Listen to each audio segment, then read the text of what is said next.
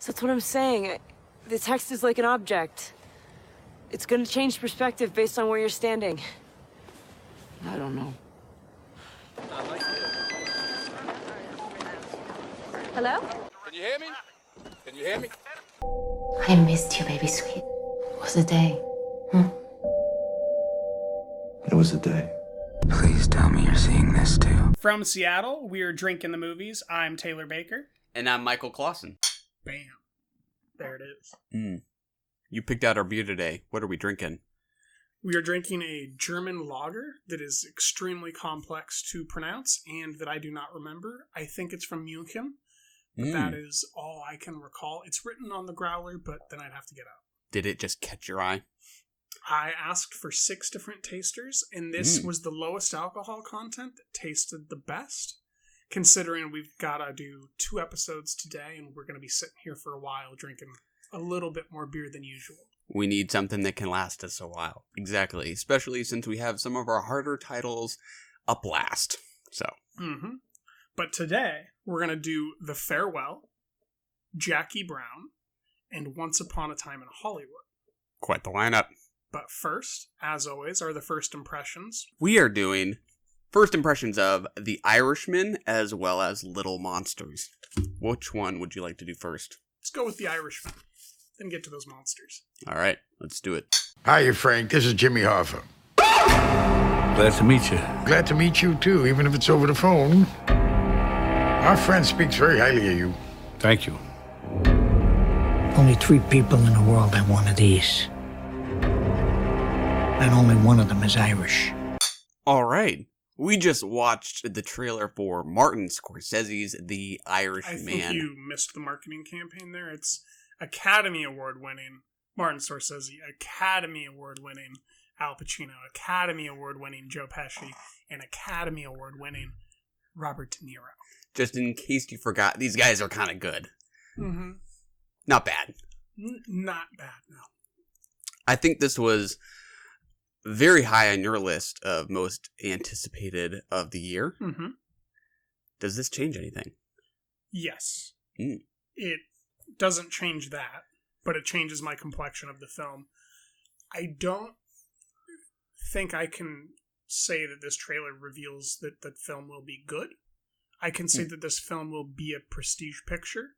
And it's probably going to be closer to The Great Gatsby, based on my feeling, from Baz Luhrmann, where love it or hate it, you cannot deny the fact that it is a goddamn spectacle, and impressive at that, framing, staging, whatever. And it really feels kind of like The Other Side of the Wind, where Netflix, whether or not they're making good content, they're making content that people are going to watch. And like The Other Side of the Wind, we're finally getting this picture from this acclaimed director that we've been wanting, that this person's been wanting to release forever. And now we get it because of this system called Netflix. Whether it's good or bad, I don't know. But suck on it, Spielberg, because we got a Scorsese picture and it looks fucking cool. Yeah, it looks great. I would say I am about as excited as I was before. I don't know that it really reveals anything new, as from a Scorsese gangster picture. It looks like a Scorsese gangster picture. Who knows what the theatrical release will look like, but I sure hope to, see it on as big of a screen as possible. Well, it'll probably hit the crest for sure. I would think so. Some people think they might go wider this time. Since, if I could use my A-list card and go see it in Dolby, that'd be fucking cool. Yeah. I think it is promising. Joe Pesci, first time in a while. I know. Thoughts? No kidding. I cannot even remember the last time I saw him in something relatively new. Casino? Is the last time I saw him. Yeah, always good. Last time I saw him was probably when I rewatched Home Alone. Also a great role. Classic. Yeah. Hell of a cast. These guys know what they're doing. Lieutenant, sir, why are we here? It's zombies again. Fast ones or slow ones, sir? Slow. Thank God they're slow. We can't stay here indefinitely. I'm not going anywhere. You're bigger idiots than I thought, and I thought you were both the stupidest people I've ever met. Ew, what's that? Oh, I got caught in the middle of a jam fight. Don't taste it, okay? Little Monsters, starring Lupita Nyong'o and Josh Gad. What do you think, Michael? I think this looks like a very good time. Horror and comedy is not really one of my like favorite kind of like genre crossovers, but I do like. It's kind of like Ma in the sense that I like, the opportunity for an A-list actress to just do something different and fun and, open up a little bit in a genre role.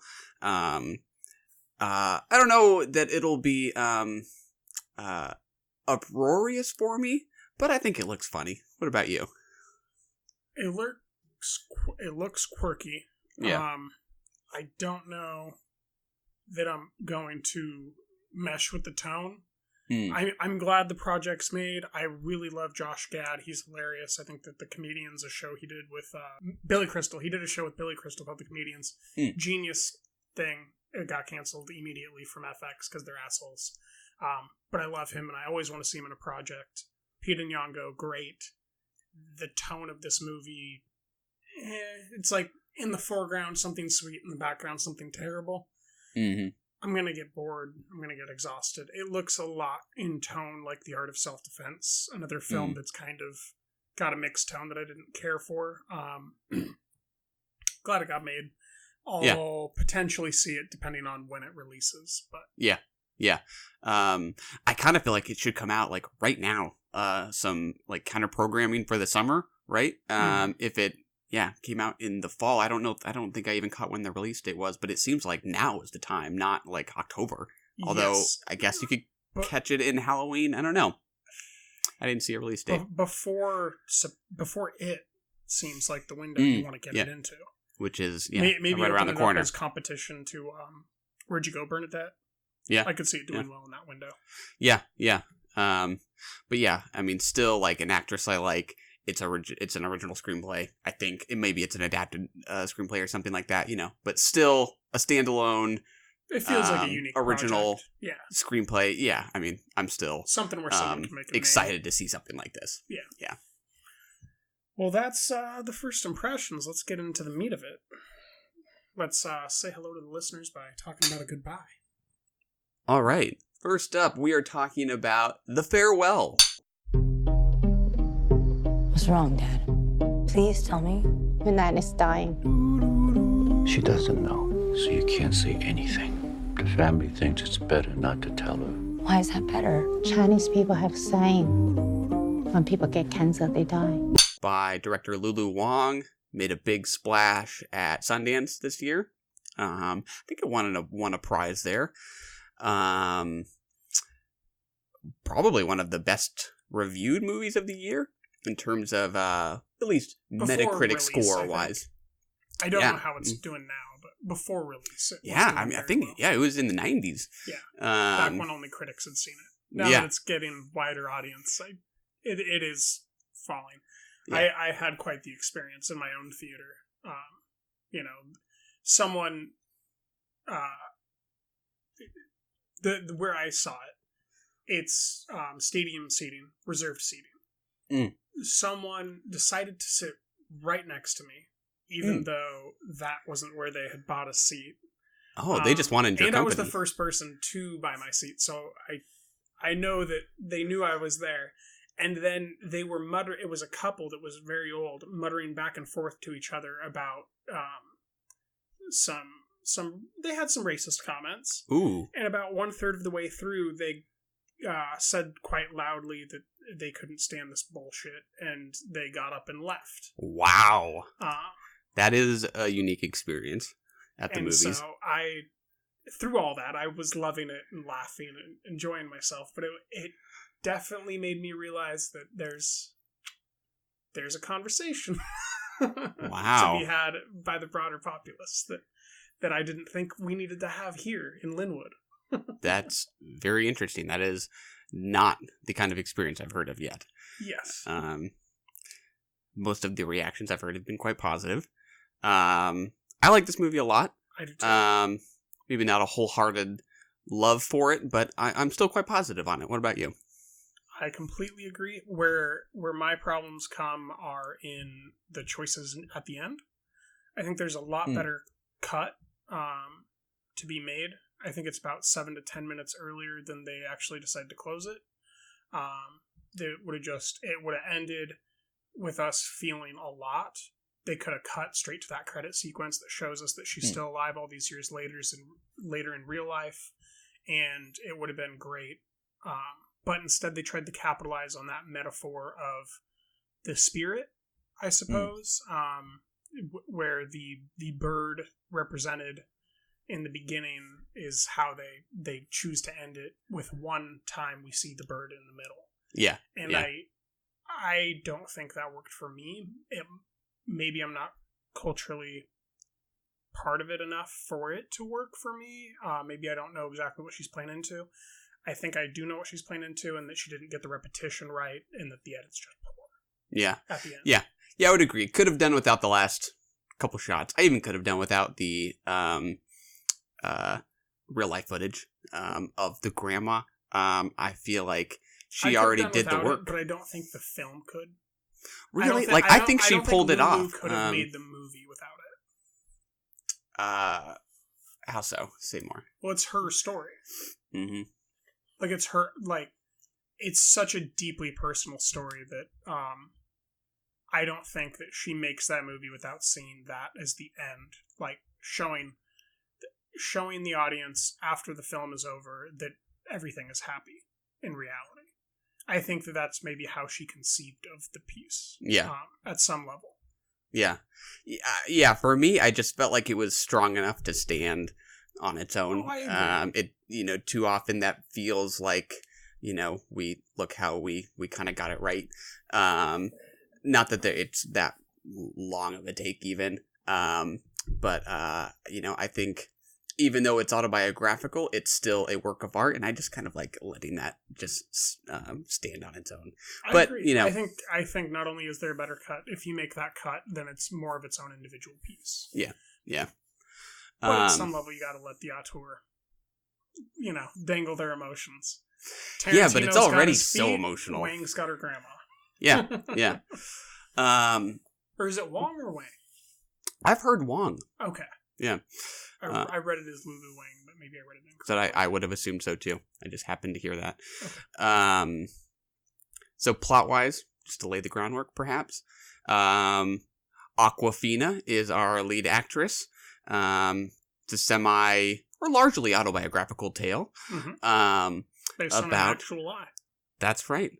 Awkwafina is kind of Lulu Wang's surrogate, and it's about her grandmother's cancer diagnosis, which her family decides to keep from her, the lie, in an effort to shoulder that emotional burden for her, as a part of Chinese custom.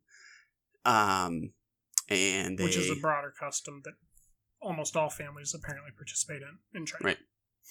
So the family goes to China, pushing up the wedding of one of Awkwafina's character's cousins in an effort to spend time with the grandma. Right? I think it's the only cousin, yeah. And that's why she can't believe she's not going. Right, right. To spend time with grandma while they still can. Story-wise... Nine, if you will.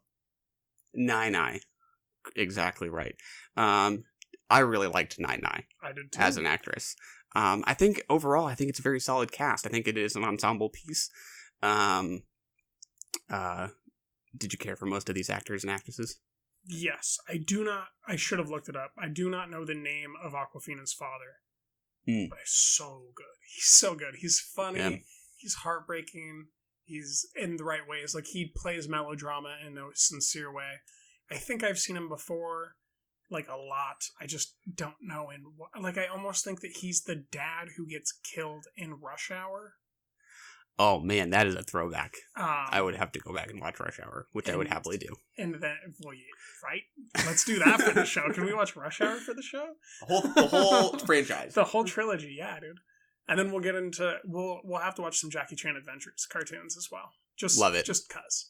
But I'm pretty sure, yeah, I think he was the dad of the girl that Jackie had to save in Rush Hour 1 or 2. Yeah.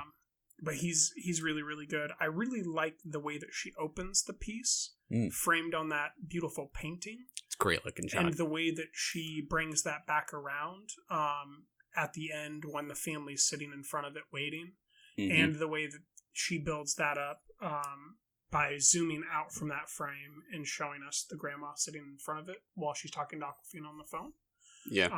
I think that was a really smart pacing and emotional buildup. And when I saw that, and then I saw how she handled the bird, I feel like the bird just got away from her. Yeah, I would agree. That didn't do as much for me as just kind of the overall style of the thing. Like, I think she does just have an eye for, how to fit this large group of people into the frame. Just like that opening shot of the painting. I think this overall is just a really good looking movie. I also love dialogue driven. Very dialogue driven, but I also think there's just like, it's just easy on the eyes. I love that shot, of them. I think they're trying to find their way to, maybe it's the wedding venue, and they're kind of getting caught in the rain. And they all, they're kind of split like on that staircase. Half of them it's an outdoor shot, and like half of them are at the top of the staircase. Half of them are at the bottom. They're all like trying to work with their umbrellas. She just has an eye for nice compositions that I think is really consistent and just adds up to a really good looking picture. Or doing the wedding photography and this beautiful wedding photography, exquisitely staged. Oh yeah. In the background, while in the foreground, Aquafina and Nai are having a conversation. Oh yeah. Or is it Nai? Yeah, it's Nai and Aquafina, right? Yeah, I think that's right. Yeah, and just like it's different than a lot of. It's not just different because it's Asian American cinema. It's different because it's driven by dialogue and human emotions and actually having a conversation in a way that a lot of movies aren't now. Like we're going to talk about Tarantino, but Tarantino is one of the only other people that just like has movies driven by dialogue that are focused on depicting things beautifully, I think. Yeah. There's there's a lot of films that are just like their goal is to tell a story or their goal is to do something, whereas The Farewell felt like the goal was to have a conversation. And yeah, she wanted to tell a story and make a point, but it was more about the conversations along the way that took us there than anything else. Yeah. And I did like most of the dialogue. To me, one of the problems is that it was maybe just a little repetitious. Like, I kind of get the idea that Awkwafina's character is trying to just come to grips with whether or not this is the right thing to do. And she kind of keeps having this conversation with people like, don't you think we should tell them? I kind of thought there was just diminishing returns to it. Like, I don't know that I really was satisfied with sort of like the gradual understanding that I think is kind of meant to be implied. So maybe like what I most responded to is just kind of the tone, the dialogue, the look, whereas I feel like character-wise it's maybe a little underwritten for me. Interesting. I don't know that. I can't remember the word you just said. I just lost it. But you said something about like her, like coming to an understanding, right? Yeah. I think this is about her kind of wrestling with whether or not that is the right thing to do. And I don't think she ever does come to terms with whether or not it's the right thing or the wrong thing. I think that the phrase I'd use is comes to terms with it. Mm-hmm. Like accepts that this is what it is and that it's something she doesn't understand but doesn't have the philosophical argument to prove that it's incorrect necessarily. Yeah. Especially if Nai did it herself. Yeah. I mean, I don't know. I just felt like there is a benefit to having this many characters, and I think she does really give each kind of character their due. But I would say there's not quite as much kind of depth to some of the character dynamics as I would have found in something like, say, Shoplifters, whereas that, I just sort of like, I just really feel like the specific kind of emotional chemistry there. And there is no doubt emotion to The Farewell, but it is sort of a very generally relatable kind, which I think is why it's a very successful movie. I don't know that I could characterize certain relationships in a really specific kind of way that's really going to stick with me in the long run. I think that's maybe why it's already like faded from me a little bit, but you know, that's just part of what I think's holding me back. But I think there's sharper tools than others, as far like if characters in a screenplay are tools, then she does have certain tools that are sharper and perform more than other tools. But I think she wields everything pretty well, and the way that she uses Billie Ha's mother, Awkwafina's mother, to illustrate this conversation between why they left China, the value they find in America, those types of things. I just found it to be an intoxicating dialogue. That might be personal bias because I'm very fascinated by the waking giant that is China, and how to grapple with it as a global culture, how China's grappling with it, how America and the European Western nations will grapple with it, and how it'll affect everything. But like some of that cinematography going through and say, just passive things like, we already passed it, it doesn't matter, it looks totally different now. That lines like that, they work in context and they work out of context. That works for another thing. Like, we've already passed that time you're talking about. As a nation, what you're talking about remembering isn't what we are anymore. Like, it just works at so many levels. This dialogue that I found a ton of metaphorical use in it. Yeah. And I mean, I think I responded to most of the same things. Like, I wish I had I wish there was more to what Billy sort of makes of all of that. To me, that was maybe a little thin, even though I completely agree that's all there. That's the thing. I don't think that the director-writer or Awkwafina, who represent the director-writer, ever comes down on one side or the other. And I think that's what it might be to be someone who doesn't resent your home, who loves where you came from, but also loves where you are now. You don't necessarily know, you don't have these final decisions. There is no final critique. There's just what is. Yeah. I mean, I certainly imagine one might feel that way. I don't know that the movie really articulated that for me, that when Awkwafina is coming back, she has, really evolved in any kind of way as a result of this. I don't know. I won't belabor the point, because overall, it's a good movie. It is. And I think she really pulls off just kind of the dual tone of the thing, between it being both comedic but also very melancholy. To me, like, that is what makes it very promising.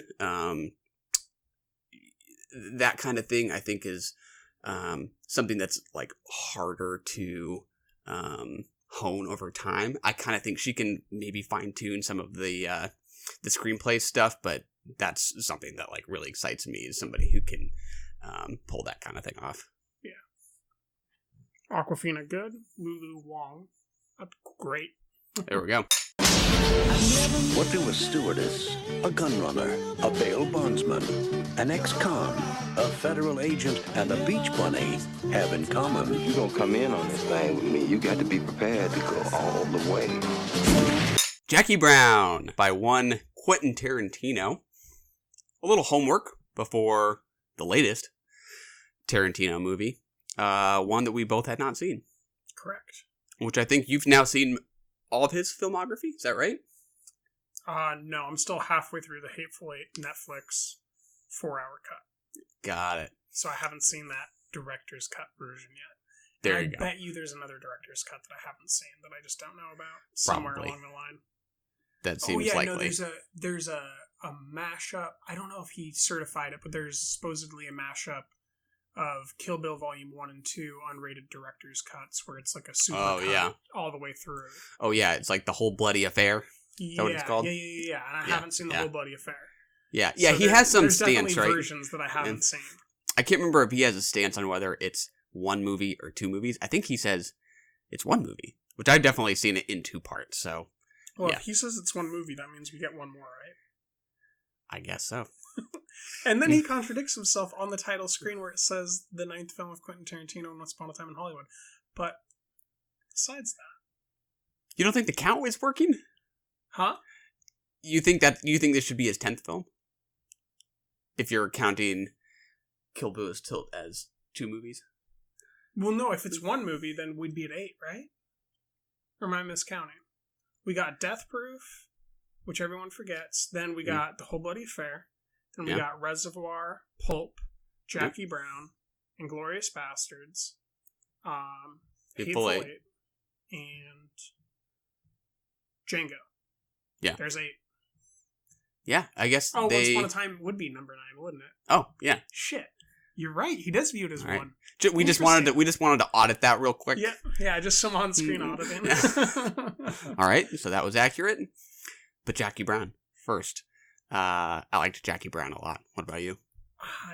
Yes. Yeah, it's a 4.5 for me. It's nice. Right at the 95 where I could go 5 stars, but it's more a 4.5. And I could see it being 5 on the rewatch. Yeah, I could see it. The first scene where she's on the horizontal. God, what is it? It's not a treadmill. What would you call that? Yeah, it's like the flat escalator kind of thing. Yeah, what do you call that? In an airport when it's just It's such a fucking cool shot, man. I was just like enraptured by it. Yeah. I was like, okay, I'm gonna start the movie, go get some stuff, and I was just like, oh, can't go get water or food, must stay. Yeah, there is something about a character being able to just stand there, moving from right to left across the screen, and still have some kind of magnetic screen presence. You're like, okay, she's got something that is going to make this work. Did you think about Spike Lee at all? I did. Oh, that's interesting. Not in the moment, but that doesn't feel off base to me at all. In any particular respects? Yeah, in what I imagine as the Quentin Tarantino amount of respect to Spike Lee of like being informed of that dolly shot that he made in famous. That opening shot. Gotcha. And like taking the best tools from the best people he's around and making his own version of these types of films. Yeah. Yeah, I mean, for me, it wouldn't be half the movie it is if it, weren't for the cast. Like, that is sort of She's so good. The meat of it. When I finished, I just wanted to watch, like, all of her movies. She's really good. Would this be towards the top of your Tarantino list, roughly speaking, if you were to make one, or not so much? I don't even know. No. All Tarantino's movies are at the top of the Tarantino list. Like, I don't even know how you fucking rank those things. Like, I have no idea. Because The Hateful Eight, I think, is one of the best screenplays ever put down. And certainly one of the top 5 this side of the century. But I don't know how to rank Tarantino. Like, I'm much more comfortable ranking Soderbergh, who clearly has projects that are bigger hits and projects that are bigger misses. Whereas Tarantino, I don't think he ever misses his agenda or his goal, and I think that what I think about it right now, it doesn't matter, because I felt differently before, and I'll feel differently when I watch it later. They're just all great. Like, it's a weird thing. Like, he kind of is a consistent thing. Where it's like, what's my favorite one? Probably Death Proof, because it's fun. Mm-hmm. But that's not the best one. And it's like, well, what matters more? Best, favorite, one you love the most? Which one do you want to fall asleep to? Which one do you want to drink coffee with? Which one has the best lines you quote? Which one Depends has on the Tim day. Roth the best? Like, it's so loaded. How about you? Yeah, I don't know that I have any real specific order. I think I just kind of have like general categories where I think like Pulp Jackie Brown, Once Upon a Time in Hollywood are probably towards the top, no definitive ranking. Django's probably towards the bottom, but if I were to rewatch it, I probably would change my mind. Inglourious Bastards probably a little towards the bottom. If you rewatched it, it might change. Right. With the right audience, like drinking a beer with your friends, everybody's laughing at the same jokes. Yeah. The bear Jews coming out to smash some Nazis. Like, it's just Yeah. a good time. Yeah, just different movies for different occasions. But yeah, in Jackie Brown, especially like all the time we spend with Ordell, Samuel L. Jackson's character, I did kind of realize that he's one of the few directors who can make me just have such a good time spending time with characters I don't necessarily like in that many ways. I mean, Ordell is, just someone you don't even like. He's cocky. He doesn't have great intentions. But just the texture to all the conversation, how it's shot, you just kind of feel like a fly on the wall in these scenes. And it's just kind of about the authenticity of it, even though it feels so kind of like specific and idiosyncratic at the same time. It's just satisfying to watch these people do whatever it is they're doing. Even if it is just watching Samuel Jackson's trailer for his guns, and then reading the credits at the end of the film, which credits them as girls with guns. Yeah. The credits made me laugh like as much as like it's just it's special. Yeah. I can't remember at the beginning how long it's been since De Niro has gotten out of prison, but I think it's like that day or really recently, right?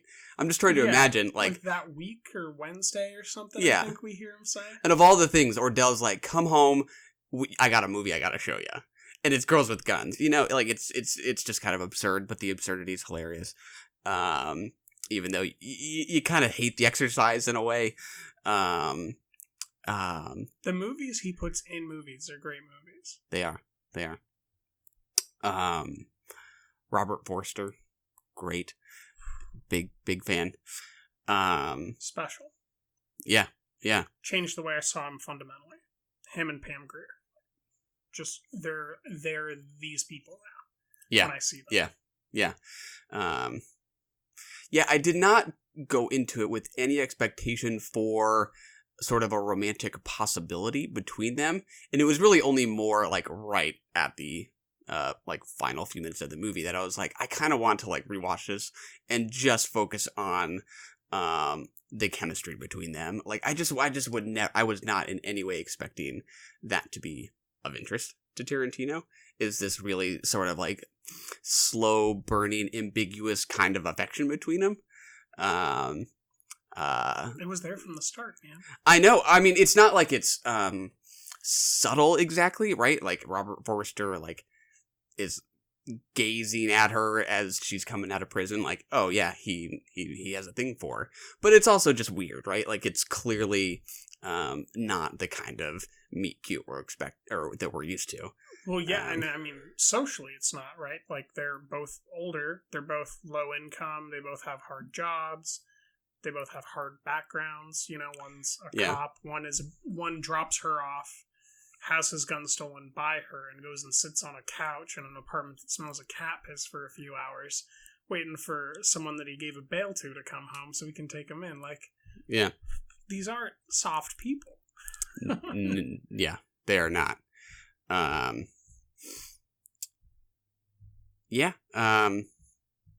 What else?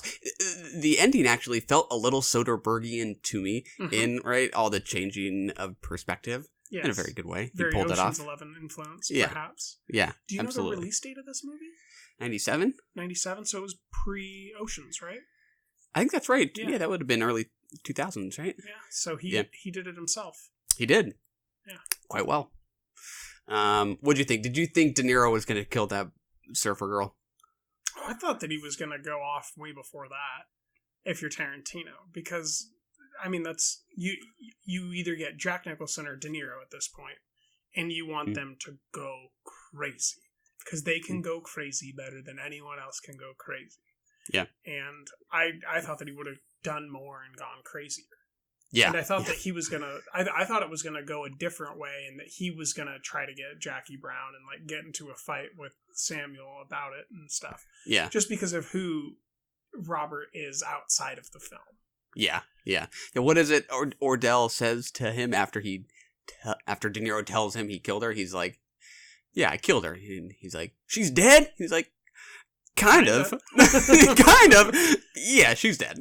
I shot her twice.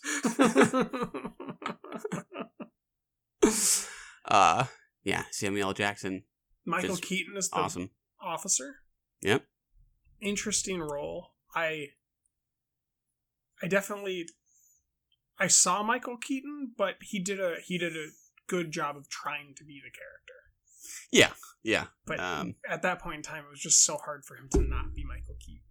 He does. He just kind of has one of those faces that is hard to camouflage into whatever character it is. But he's good. I liked him here. What else? Great score, right? You can always kind of trust Tarantino to use the pop music, right? Cultural curator. I think I heard him called for Once Upon a Time in Hollywood. I like that. And I was like, yes, that's definitely what he's that, because he's such a reliable director. Then now he's like curating the culture for us because we just trust him implicitly. Yeah. I like the touch where the morning after Jackie takes Robert Forster character's gun and has that run-in with Ordell at her house, Robert Forster's character comes back over because he realizes she's taken this gun, and she puts on, I think it's the Delphonics on record, and then I think that's what he goes and buys later from the store. Yeah, he buys the CD, the Delphonics, and then Samuel gets in the car, and he's like, I didn't know you liked the Delphonics. And what does he say? They're pretty good? They're pretty good. Yeah. The idea of just wanting to understand her, wanting to get to know her. Very nice touch. In a sincere way. Yeah. Very sincere. Yeah. I think Tarantino can be very ironic sometimes, but I think there is a lot of conviction to this. That he leaves her?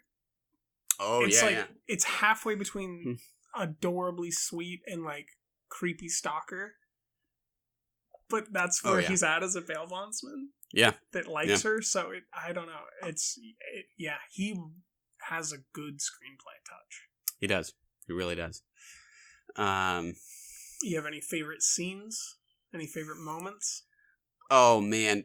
I would probably have to go with Beaumont's murder. Everything from Samuel L. Jackson, meeting Chris Tucker outside his door, and that just long take, the two shot of them talking. The camera sitting in the street after he's driving it away. The crane shot up above to watch the murder from afar. That whole sequence is great. What about you? I love those. I love a lot of those two shots. There's one where Robert Whittaker or Forster. Oh, Forster. Yeah, Forster. Yeah. He's driving away, and Samuel Jackson is driving towards or someone. I don't remember the double shot exactly, but it built up a palpable sense of dread that puts you exactly in time in this world, and that set up that Ocean's 11 timing for this coming heist. Yeah. And just a single shot, he was able to achieve that. Just really smart editing, great use of the dual frame. Yeah. The split screen when Robert Forster is realizing Jackie took his gun. Yeah, great stuff. Yeah. Those are the touches you come to Tarantino for. It's great stuff. He's special. He is. A genius. Yeah. Guess that's it. Move on to our next Tarantino. All right, what's the matter, partner? It's official, old buddy. Well, has been. August night and the leaves hanging down and the grass on the ground. Here I am, flat on my ass. Who I got living next door to me? I'm Sharon Tate. I'm in the movie. You're in this? That's me. I play Miss Carlson, the klutz. In this town, that can all change like that. Hey! You're Rick fucking Dalton. Don't you forget it.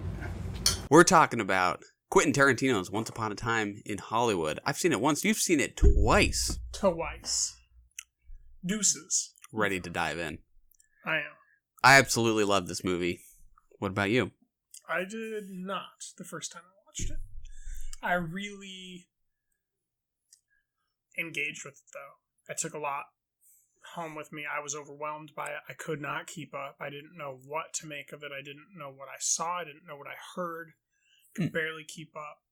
I didn't know what alluded to what. I didn't know what references I should be looking for. But at the end, I knew two things for certain. Tarantino had seen Beyond the Valley of the Dolls, and Tarantino made his own version of Beyond the Valley of the Dolls. That I find very interesting. I don't know that I would have gone the same direction. Luckily for us, we've both seen it. We have discussed on a previous episode of the podcast. The camp episode. Absolutely. Beyond the Valley of the Dolls, I found to be very ironic for the sake of like parody. The milieu is very much the same for sure, and some of the content's overlapping. But this one I find so sincere and so wistful that I would have described that one in tone as much more for the sake of parody. So I agree. I just think that the layering of parody is in different places. Like, it's a parody of America, while it also is about loving America. Oh, I would not. You think this is a parody? I think... No, I don't think that it's just a parody. But I do think that it makes parody of a lot of American customs at that time. Most notably, smoking. Interesting. Okay. I mean, right, like, did you stay for the end credits where Rick Dalton's doing the commercial for the Red Apple cigarettes? Yeah. Like, and just, like, it opens with the cigarette butts. They directly name Valley of the Dolls. When Sharon Tate has that cinema scene, like, it is there, man. Like, the ending... Beyond the Valley of the Dolls, absurd ending with the samurai sword and everything. The absurd ending with the flamethrower. But that's also like such a sort of like a queer new direction for Beyond the Valley of the Dolls, where this is like such a like a hetero bro kind of movie. I'm not saying that it's like maybe that is a difference.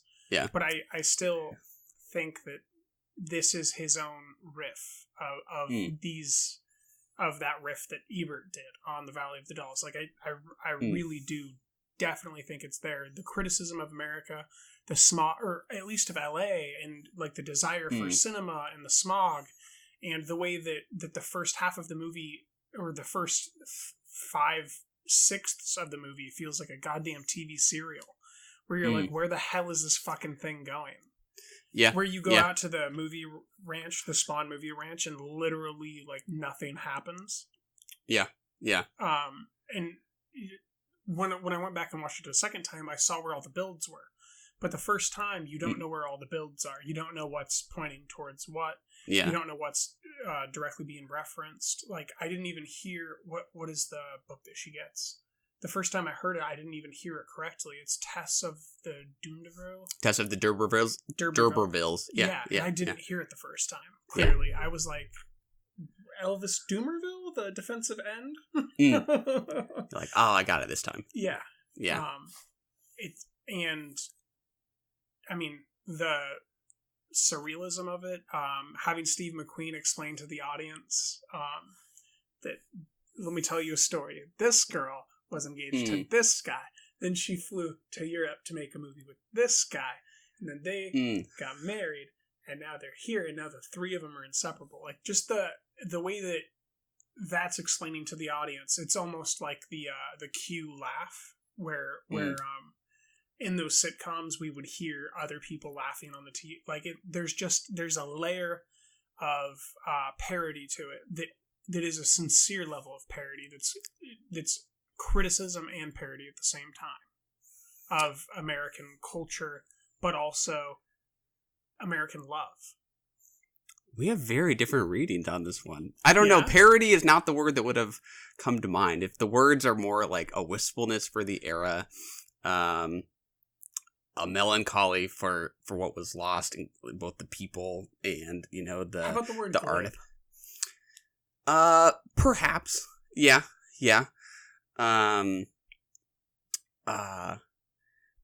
But yeah, I mean, it to me, it's also hard to compare, partly just because of the difference in era, that this is a reflection on the era versus that a product of the era it was coming out of. Mm-hmm.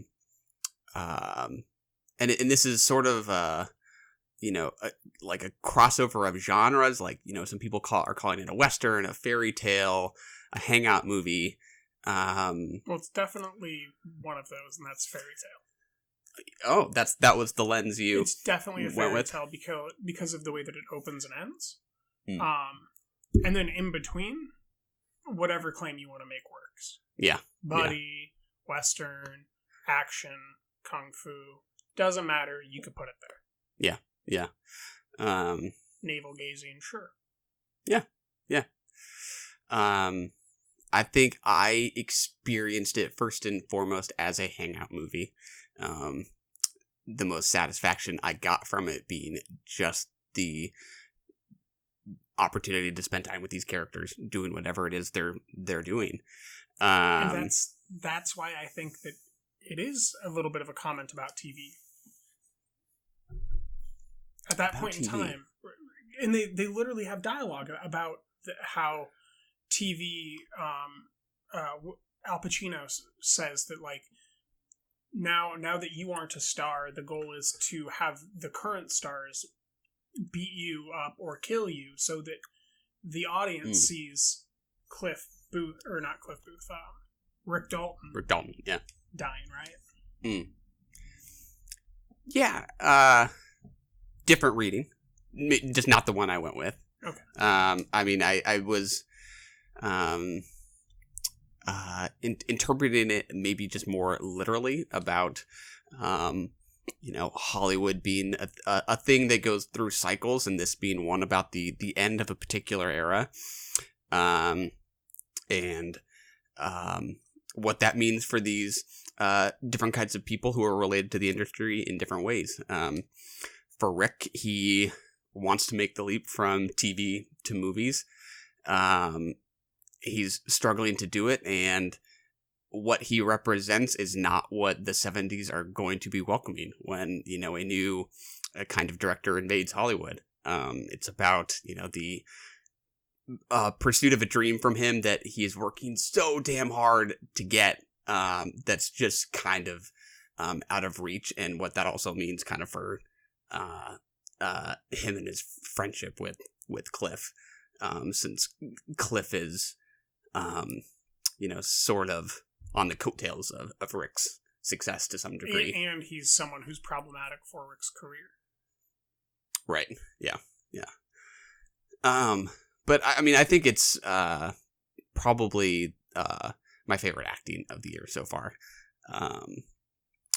I think Leonardo DiCaprio's easily, like, far and away my favorite male performance of the year. Not for you? Who would you put it? Who would be up there? Number one for me is still Mads Mikkelsen.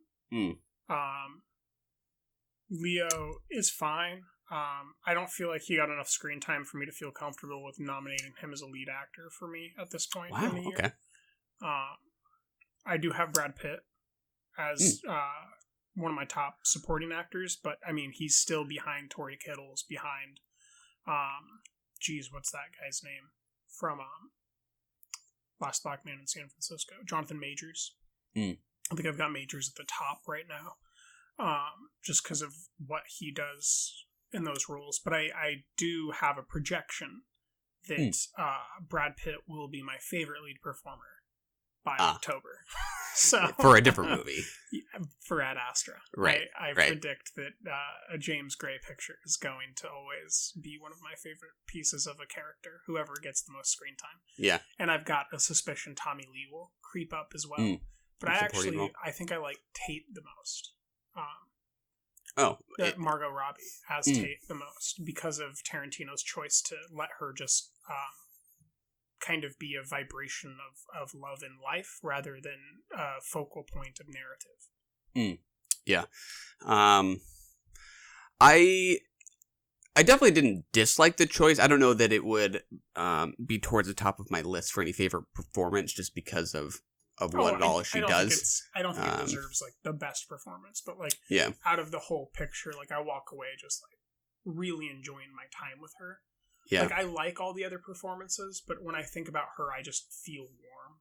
Yeah. Her performance. Yeah. Yeah. I mean, for me, you know, when people are talking about the difference in dialogue between Leo, Brad, and Sharon, the difference is that Rick and Cliff are fictional characters, and Sharon is not. That he can build a screenplay around. Yeah, he has all kinds of room to innovate with them, versus taking a chance to imagine what might have been going through her head and said by her on this terrible day. And the little amount that he already does has received exorbitant criticism from the friends and family of Sharon Tate, you know. Yeah. Article after article every day. This person's complaining about this portrayal. She lived, and they murdered him. Like, what more do you want? Yeah, I mean, we got to see Uma Thurman and Ethan Hawke's kid not die and run away in the car. It's weird. I can kind of just hold both ideas in my head that I think I understand the choice not to, and to just sort of like honor her spirit by sort of like leaving a bit of mystery to it, because I don't know that I would want Quentin Tarantino to be the first person to take a guess at what Sharon Tate would have to say on the last day that she lived. Yeah. But this movie is about how, you know, Sharon Tate's death in a way was, you know, always part or one of these signifiers of the end of the 60s, the end of this era in Hollywood. And he's by just watching her, it doesn't kind of reduce her to a symbol. Like, it just feels like you're with this person. Mm-hmm. And she's not with anybody. She doesn't have anybody to talk to. She takes over. She envelops. She might be a small frame, but the way that Margot performs, like doing the dancing and the way that she smiles, the way that she hugs, it changes the whole frame. It doesn't matter if she's in a small portion of the frame. The whole frame's composition changes just because of the certain way that she's performing. Yeah. But I mean, I don't know. I would have a hard time really trying to talk someone out of saying, I wish Margot Robbie had more dialogue. I mean, I think I think I kind of understand the choice, but also understand the desire to have heard more. It's just kind of an impossible, it's just a really hard thing to reconcile. I don't know. I'd like to see those deleted scenes. I don't think that it would have made the movie better. Yeah. The movie is in every way the story of saving the prodigal princess. You know, it's like it saves a certain loss for us. It would be like if Tarantino had done the same exact thing, but instead made a movie with Samuel Jackson and John Travolta as badass assassins that are going to go kill the people that killed Princess Diana. And then you had Diana played by someone who wasn't really talking, but more like acting elegant and lovely and being kind and doing kind things. And then you see Sam and John murder the people that would have killed her, and now she's fine and happy and gets to live happily ever after as a princess. It's like, it's that. It's just a different princess. Yeah. Yeah. I think I absolutely see the fairy tale lens. I think it was A.O. Scott who I liked the touch. He noted that, you know, if Margot Robbie is a princess, then she's not only that, but she also married the frog. The guy even kind of looks like a frog. Mm-hmm. Thought that was a nice touch. But I definitely looked at it maybe more through the lens of it being a Western, in the sense that, like, one of those themes of the Western was that conflict between the civilized and the savage, and the counterculture here very much being the savage from Leo and Brad's perspective, from which you know, society needs to kind of be protected. But you know, I like that there are different lenses to look at it.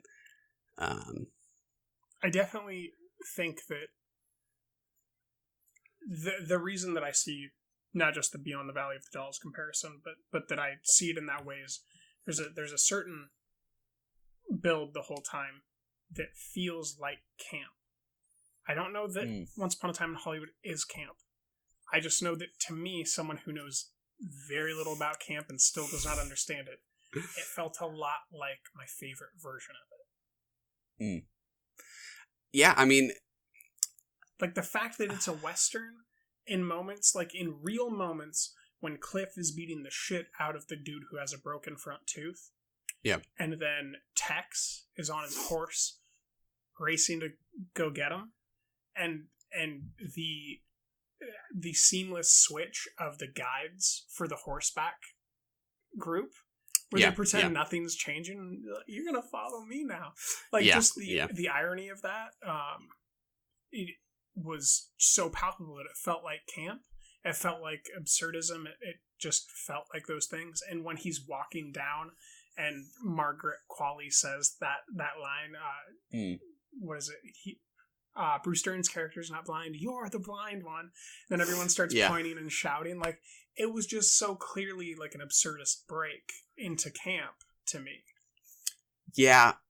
Maybe it's that, like, one of the things I associate with camp is that sentiment or the feeling that it can be so bad it's good, or it's so over the top it's good. I don't know that I would ever... It was so over the top that it became good. Like, as soon as Lena Dunham is the head of the girls, or whatever, I was just like, okay, we're somewhere. We're beyond the dollhouse. I guess, but then, like, I mean, to me that it's too in keeping, like, with his style. Like, over-the-top violence has always been kind of the thing. I don't know that I would describe it as camp, because it's not a bad taste thing of Tarantino movies in general. Yeah. Whether it's Kill Bill or Inglourious Bastards or Django Unchained. Like the vulgarity of the way that they were shot, words as violence? Yeah. To say that, like, Brad Pitt's beating up of the hippie who slashed his tire. He's just walking. Remember when he's just walking down towards his car before the fight starts and everyone's screaming at him? Mm-hmm. Yeah. That part was campy. Is that what you're saying? Yeah, that's like, that felt like in the thralls of camp. Got it. I think I would have expected more people to just call it boring rather than over the top. Like, I would say, like, I would have guessed most people would say not enough happens. Like, it's too slow. It's too meandering. I don't know that that's usually a camp thing. I will call it this. It's a collage of Americana.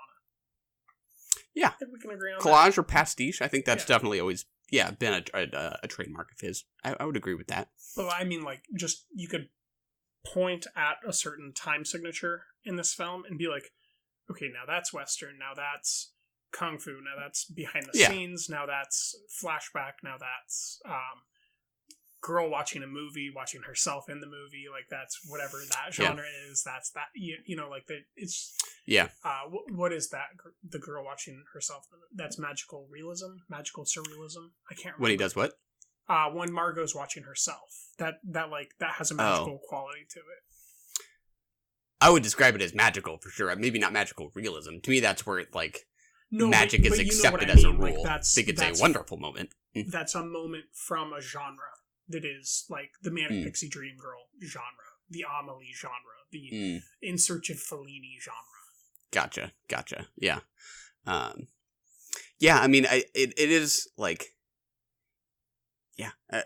like his most kind of American movie in a way. Like, I think of Pulp Fiction and its references to things like Godard, right? I don't know that I could point to any, like, Euro influences here, or even the Italian influences for sure. Maybe the spaghetti westerns for sure. So actually, maybe I take that back. I mean, I think there's plenty of reference to the spaghetti western here. But it is, American in its focus for sure. And like the eccentric auteur. Yeah. Right? Yeah. Fucking dude wearing his sweater like a cape. I chose you because you're an actor. They won't be able to see Rick Dalton. That's the point. I hired you for an actor. Yeah. Be an actor. Yeah. I love Dakota. It's Deca too. the scenes where he's with Timothy Oliphant, and needing the lines, and then breaking character, getting back into character, just wanting it so bad. Like, I don't see it as anything more than just an actor wanting to get his part right, and just how satisfying that is to just watch. Easily one of my favorite scenes of the movie. I was actually more of a fan of the interaction beforehand with the girl. The little girl? Where Of they're course. sitting there reading their books. And she's absolutely. reading Walt Disney, talking about how he's a genius. And he is a genius, but he's also kind of a piece of shit historically for some of his ideas, if not actions. And the superimposition of that, I found the metaphor there of Roman Polanski, Walt Disney. Oh, yeah. Like, people responsible for great pieces of art that are separate from who they might be considered as. Yeah, to me, that was a great scene. I mean, you can just take it for what it is. It's just an interaction between two people. It's kind of, it has a sadness in a way because of, the child star thing of the studio system, right? Where they were kind of the chattel of the studio. They kind of had to grow up too fast. They didn't get to live the life of a normal kid, and she's clearly wise beyond her years. It kind of has its own sadness. But it also has its own glee. It does, because she's so good. I throw myself on the floor all the time, even when I'm not acting. Yeah. Great line. Yeah, and he says, just wait 15 years, until, you hit this part. And, what the 70s means for, child stars, whose lives have been based in the studio system, right? Like, she will not be doing this 10 years from now, probably. 15 years, so that would be 1984. Even further, yeah. Even, and then there's an that Orwell much reference. Longer past the death of the studio era, yeah. Yeah, I mean, I first and foremost just took it as a scene between those two characters. She's very good. I've heard some people say that there's going to be an Oscar push for her for Best Supporting Actress, which I think is awesome. Why not? Not enough screen time by any means, but I love the thought of something, of the Oscars being shaken up to actually, acknowledge truly small roles like that. That everybody, is talking about in some way or another. Yeah, what would that be? Minor role? Instead of supporting actress, it would be best performance in a minor role by actor and actress. Yeah. That would be a great category to add. Yeah. When they always talk about shaking up the Oscars with a host, I'm like, why not just shake up the categories? Just make it fun. Just get James Corden in there and there you go. Give him all the money and call it done. Yeah. All right. Jump to the ending. Did you like the ending? I fucking love the ending. Me too. It's great. It's amazing. They kill the bad guys, just like in Beyond the Valley of the Dolls. It's true. Can't disagree there. And, okay, so it doesn't feel absurd to you, that ending? Oh, it's absurd, for sure. But okay. Is that not the word we were using earlier? What was the word we were using earlier that you'd brought up? I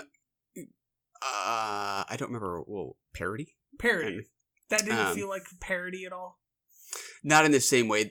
Camp, I think of the so bad it's good, the bad taste kind of thing. It is violent, but it's never, this is why camp is hard, because it's hard to, you kind of know it when you see delicious. It. Maybe parody isn't the right word, but one of the definitions of it is something, or one of the definitions for me is something just absurd. It's just absurd what's happening, and we're all going to pretend that it's totally normal in the context of this movie, and we're going to go along with it. And there's so many of those moments in this movie, and they all capitalize at the end. But I have seen it twice now, so I see the build-up a little bit stronger, and I have time on my side, because I'm 72 hours removed in your 2 weeks. Very true. But yeah, I had a great time with the finale. Don't know that much more to say about it. Just love the line of Jay Sebring asking Leo, "Is everybody okay? The fucking hippies aren't." Probably like my single favorite line in the movie. That is my favorite. Like, if I had to choose a favorite line of dialogue that had all my favorite moments, it would be fucking hippies. Because there's so many great moments of that being said. Yeah. You were excited for Margaret Qualley to be in this picture. Oh, absolutely. What do you think of that performance? I thought she was fantastic. I liked her a lot. Yeah. Very good. Yeah. Good things ahead for her, no doubt. It's got to pretend I.O. never happened. I did not like that movie. I don't know what you're talking about. Good answer. Please, that was please tell me what you're talking about. Oh, wait. Moving on. It doesn't exist. Didn't happen. Did you say A.O. Scott? Yes, that was it. Excuse me. Who is Anthony Mackie? I don't know. Weird. Dakota Fanning, small role. Bruce Dern, small role. What do you think of those two? Great. What do you think of seeing Uma and Ethan, his daughter? Uma and Ethan's daughter. Uma Thurman, Ethan Hawke's daughter. Who was she? The girl that said, "Oh, I forgot my knife." Oh God! Oh, nice. Great. I thought that was cool to see Uma's daughter in a Tarantino movie. That means that their relationship has to be somewhere. They've patched it up a little bit, perhaps. I don't know if you're a Kevin Smith fan. Kevin Smith's daughter was one of the girls in Spawn Ranch. Harley Quinn Smith. It's kind of cool to see her. Last time we saw her was Yoga Hosers. Gotcha. Johnny Depp, Kevin Smith. Yep. Nice. Yeah, I like the time at Spawn Ranch. Kind of a big shaggy dog little episode. There's a good review on Seattle Screen Scene right now by Sean Gilman. How he's talking about how for him the best Tarantino movies are ones comprised of short stories, or like Pulp Fiction. This being one of them, and that kind of feels like some little short story in itself, right? There's one about Sharon going to the movies. There's one about Rick at the studio. That's a good point. It is very much composed as a short story where it's an itemized longer narrative, but in its moments they stand alone. 100. Like, you could show me Cliff getting home while that picture is playing. I can't remember the picture now, but when I just saw it, I was like, that is a fucking foreshadow. Yeah. For fucking fuck's sake. Holy shit. I can't believe I didn't see that the first time. It's a great foreshadow scene. But like him driving home in his car, getting in the RV, making dinner for Brandy. Mm-hmm. And okay, so here's part of the camp and the absurdism that I think is lining this film. Her name is Brandy. That is the same pit bull that we see in Stuber. That pit bull, if you look at the pit bull at all during half the shots where she's turned around, she's a he. And it's very obvious.